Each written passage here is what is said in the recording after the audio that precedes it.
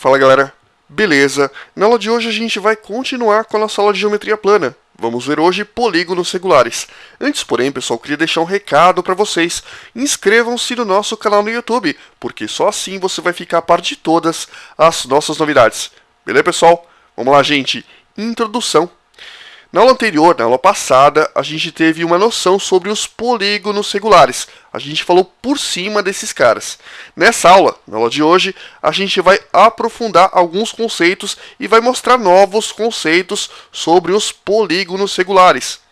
Uma coisa importante que você não pode esquecer é que um polígono regular é equilátero e equiângulo, ou seja, ele possui todos os lados de mesma medida e possui todos os ângulos internos de mesma medida.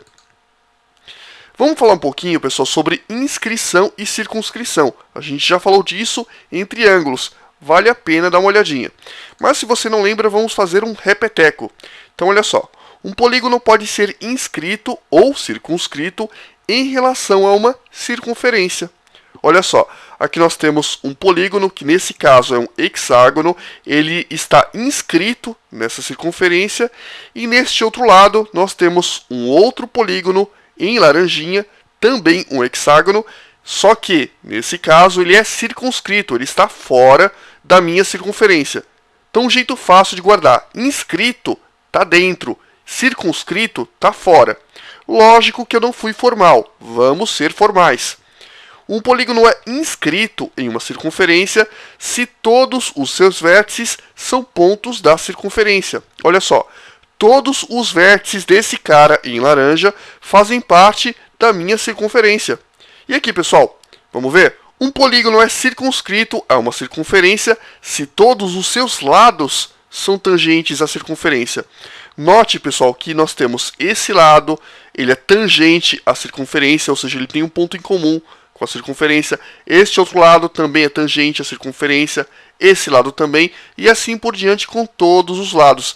Então, sempre que nós tivermos essa situação dos lados serem tangentes à circunferência, a gente vai ter um polígono circunscrito em relação a essa mesma circunferência. Tranquilo? Tranquilo. Mas, informalmente, você pode guardar assim: inscrito está dentro, circunscrito está fora. Beleza? Beleza. Vamos lá, pessoal. Algumas notas importantes sobre a inscrição e a circunscrição. Absolutamente todos os polígonos regulares são necessariamente inscritíveis e circunscritíveis. Ou seja, eu posso pegar, por exemplo, um hexágono regular, necessariamente esse cara vai ser inscrito em uma circunferência ou circunscrito em uma circunferência. Tranquilo nisso, né, pessoal? Nesse caso, o centro da circunferência inscrita vai ser coincidente com o centro da circunferência circunscrita. Olha só, vamos avançar. Aqui nós temos uma circunferência e aqui nós temos o centro dessa circunferência. Aqui, pessoal, nós temos um polígono regular, que nesse caso é um hexágono. Note que nós temos um hexágono inscrito na circunferência. Agora, pessoal, nós temos um outro hexágono que dessa vez está circunscrito em relação à circunferência. Note que esses dois caras possuem o mesmo centro. Tranquilo? Tranquilo. Na verdade, se eu tiver uma série de hexágonos e uma série de circunferências, todos eles inscritos e circunscritos, todos vão possuir o mesmo centro, desde que os polígonos sejam regulares. Tranquilo? Tranquilo. Continuando, pessoal, uma nota importante. Pode acontecer de um polígono não regular ser inscrito ou circunscrito em relação a uma circunferência. Só que nem sempre isso vai acontecer. Então, por exemplo, aqui nós temos um polígono que não é regular, um pentágono não regular.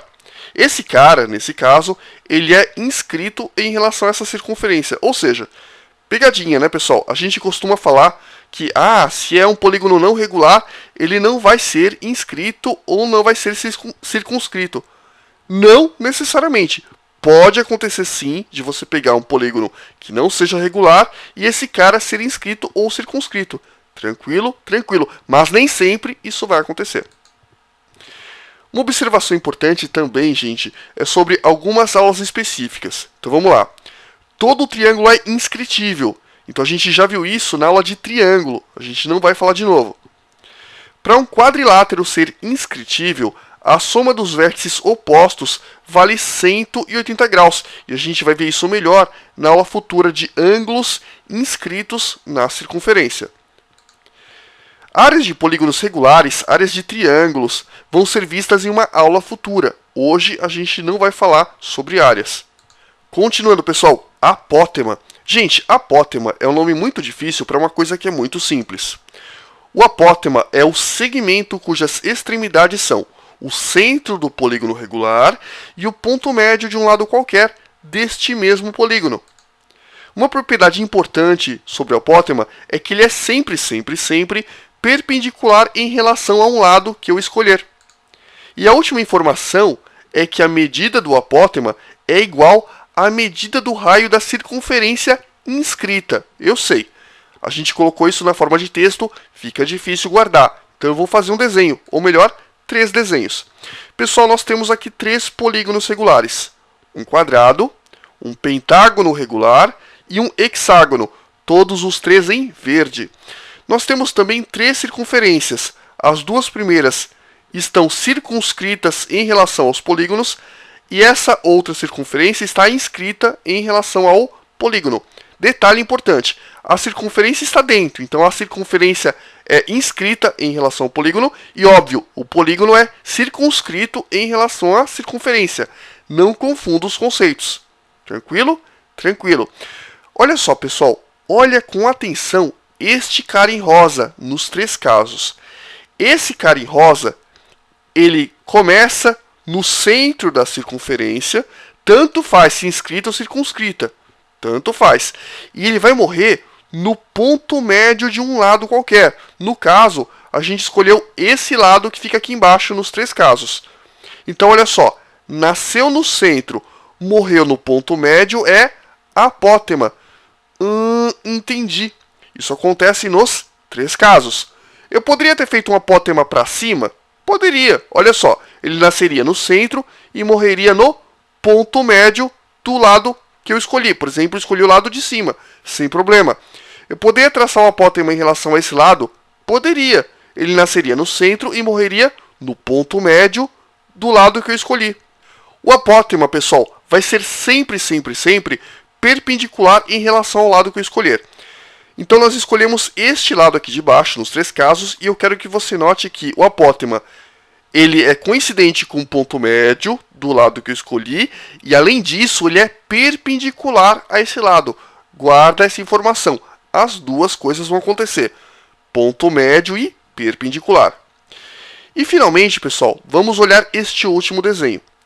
Eu quero que você note que nós temos um hexágono, que é o quê? Que ele está circunscrito em relação à circunferência. A circunferência está inscrita no hexágono e o hexágono está circunscrito na circunferência. Pessoal, só para não te confundir, então vamos guardar assim. A circunferência é inscrita. O que você percebe, pessoal? Que o apótema é coincidente com o raio. Olha só, como se chama a distância que vai do centro da circunferência a um ponto qualquer na periferia? Raio. E você percebe que essa medida atinge o ponto médio do lado. Logo, essa medida aqui, quando você tiver uma circunferência inscrita, vai ser ao mesmo tempo a medida do apótema e a medida do raio. Entendi. Guarda essas 3 informações, porque elas despencam na sua prova. Continuando, pessoal, a gente acabou de ver que quando nós temos uma circunferência inscrita, o apótema tem a mesma medida do raio. Até aí, sem grandes crises. A partir disso, você pode eventualmente querer fazer uma pergunta. Nerk, e se nós tivermos uma circunferência circunscrita, dá para a gente estabelecer alguma relação? A resposta é sim, dá para estabelecer. Um pouco mais difícil. Olha só, pessoal, se nós tivermos uma circunferência circunscrita em relação ao polígono regular, se nós tivermos também o raio dessa circunferência, o apótema e o lado do polígono, a gente pode estabelecer uma relação entre esses 3 caras, o raio, o apótema e o lado do polígono. Olha só, aqui nós temos um polígono regular qualquer. Tudo bem, é um pentágono, mas poderia ser qualquer polígono. Gente, olha esse desenho com atenção. O que nós temos aqui?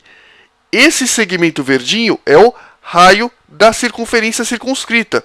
Correto? Correto. Por que raio? Porque nasce no centro e morre num ponto qualquer da circunferência. Sempre que isso acontece, nós vamos ter a medida do raio.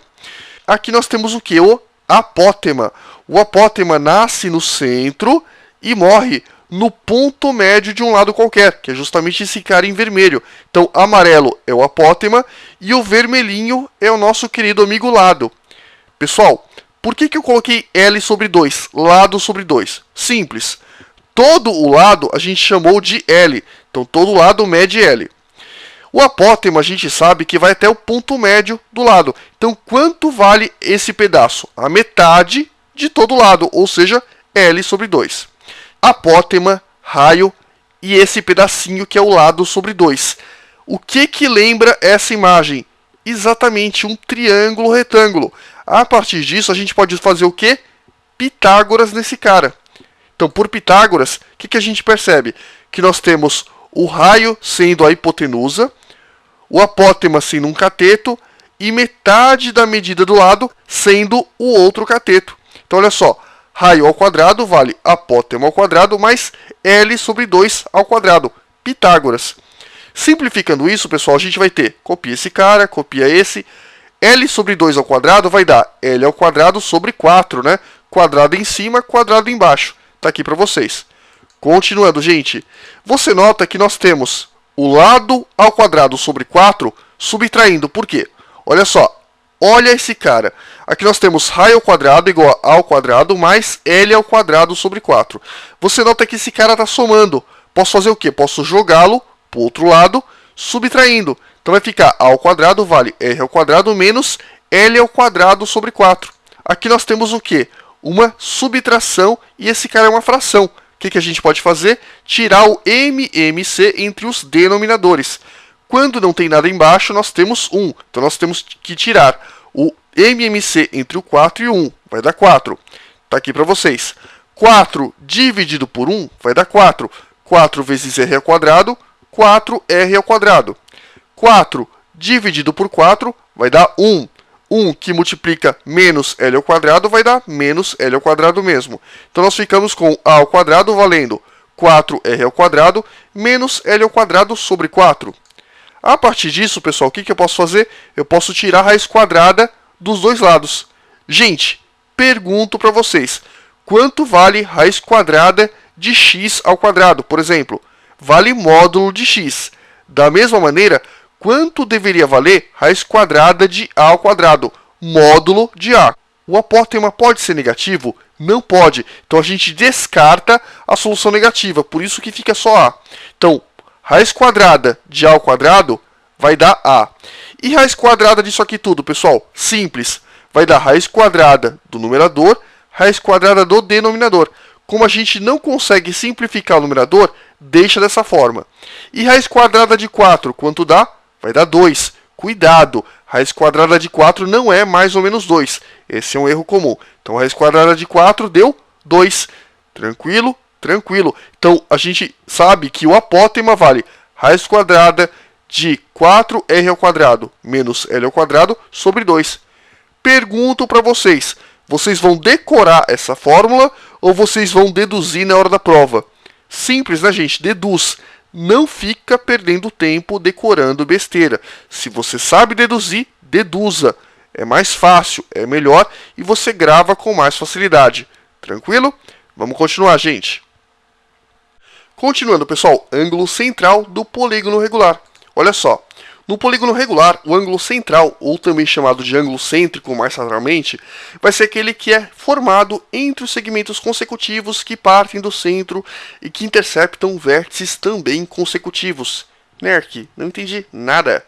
Tudo bem, vamos lá. O que você percebe, pessoal? Que este cara em vermelho, ele está entre dois segmentos que nascem no centro e que unem vértices consecutivos. Então, esse cara em vermelho é um ângulo central, esse também, esse também, esse também. Ou seja, a definição é chata, mas olhando fica muito fácil de ver.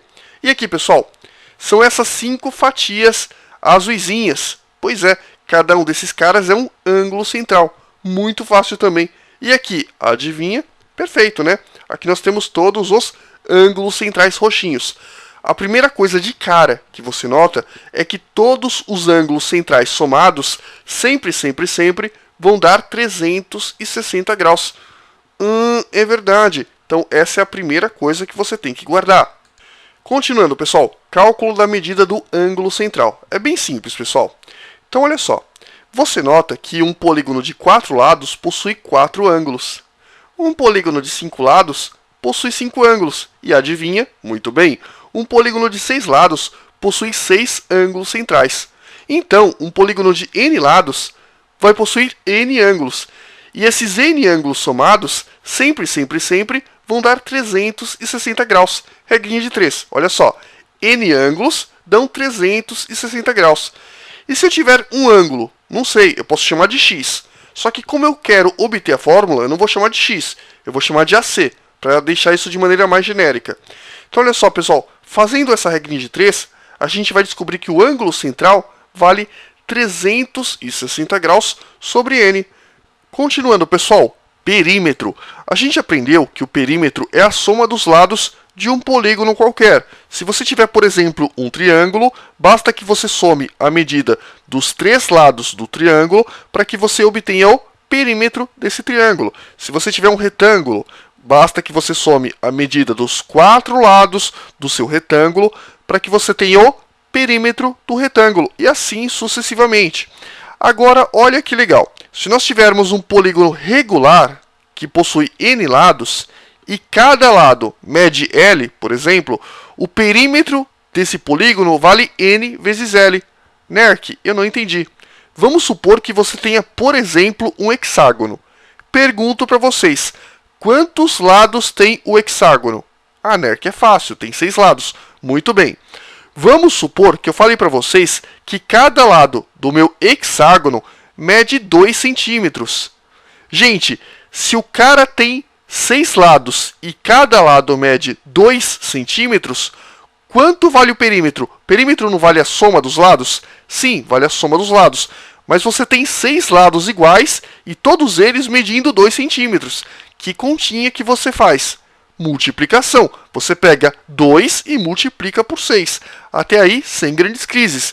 Se você fizer essa continha, você vai obter 12. Outro exemplo. Vamos supor que você tem um octógono regular. O octógono possui quantos lados? Possui 8 lados. Se cada lado medir 1 centímetro, qual é o perímetro do octógono? Simples. 8 vezes 1, que vai dar 8. E assim sucessivamente. Então, se você tiver um polígono que possui n lados e cada lado medir L, o perímetro desse polígono vai ser n vezes L. Obviamente, isso só vai valer se o polígono for regular. Continuando, pessoal, não vale a pena que você decore fórmulas específicas para o perímetro dos polígonos. Eu vejo muita gente bitolando, decorando fórmula de perímetro de quadrado, de retângulo. Gente, é só parar um pouquinho, pensar um pouquinho, que você facilmente consegue calcular o perímetro.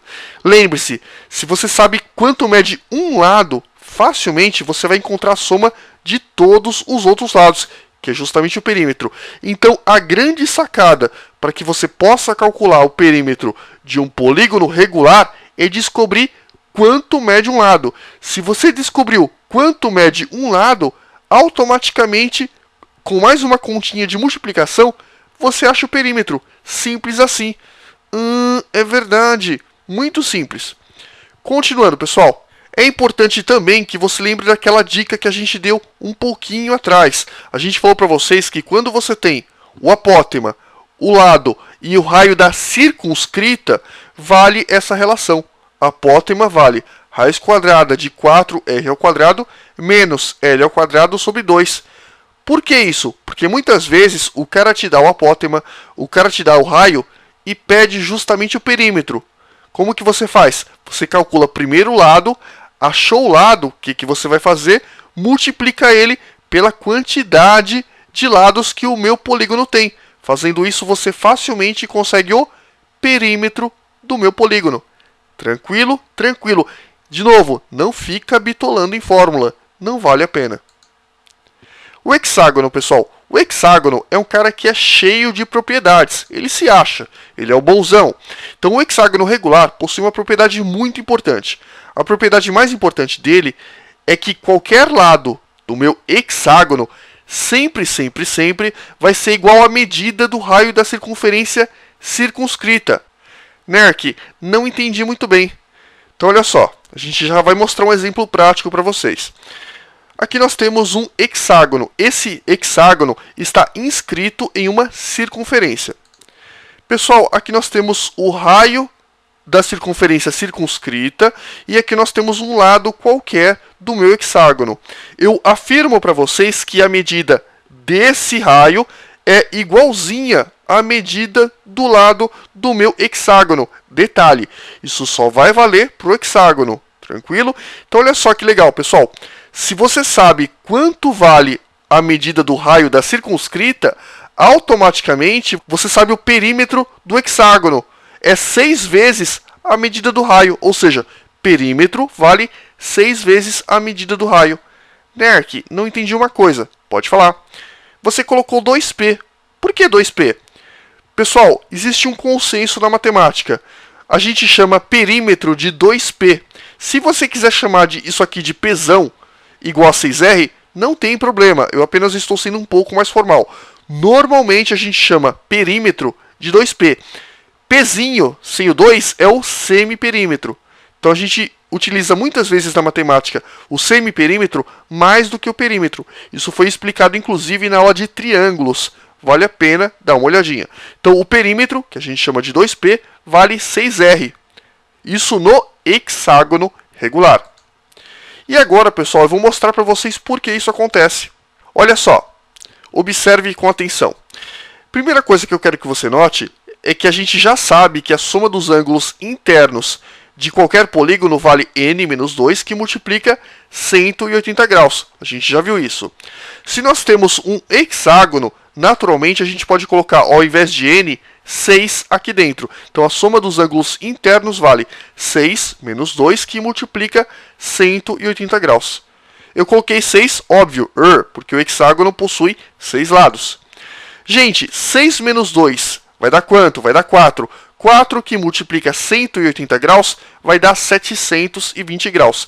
Então a soma de todos os 6 ângulos internos vai dar 720 graus.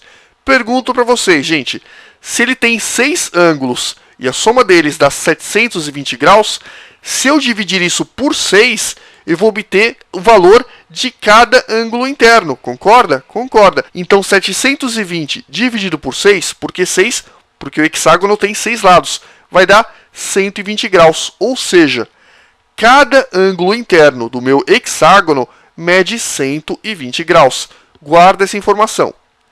Outra coisa que a gente sabe é que o ângulo central vale 360 graus dividido por n. Isso, inclusive, a gente viu na aula passada.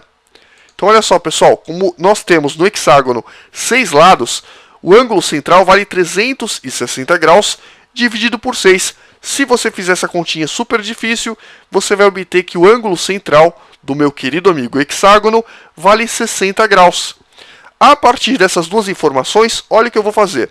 Aqui nós temos um hexágono inscrito em uma circunferência. Eu tracei, pessoal, vários diâmetros desta circunferência, que justamente interceptam os vértices opostos do meu hexágono. Gente, tá vendo cada um desses caras? Vermelho, azul, não importa. Cada um desses caras é um ângulo central. E cada um desses caras mede 60 graus. Então esse vermelhinho mede 60, esse azul também, e assim por diante. Então olha só, esse cara em vermelho mede 60 graus. Pergunto para vocês, quanto mede esse ângulo, esses dois ângulos verdinhos? Simples. Esses dois ângulos verdinhos correspondem a um ângulo interno do meu hexágono. Metade de um ângulo verdinho, esse pedacinho aqui, mede quanto? Bom, 120 dividido por 2, metade, né? Vai dar 60 graus. Ou seja, este pedacinho vale 60 graus. E pelo mesmo motivo, quanto vale esse pedacinho aqui? Vale 60 graus também. Pessoal, olha que sensacional. 60 graus, 60 graus, 60 graus. O que que nós temos? Muito bem, um triângulo equilátero. Se nós temos um triângulo equilátero, esses três lados possuem a mesma medida. E olha que sensacional! Esse pedacinho é o raio e esse outro pedacinho é um lado. Logo, fica provado para vocês que realmente o lado tem a mesma medida do raio. Entendi. Beleza, pessoal? Na aula que vem, nos encontraremos com vários exercícios. Valeu então, gente!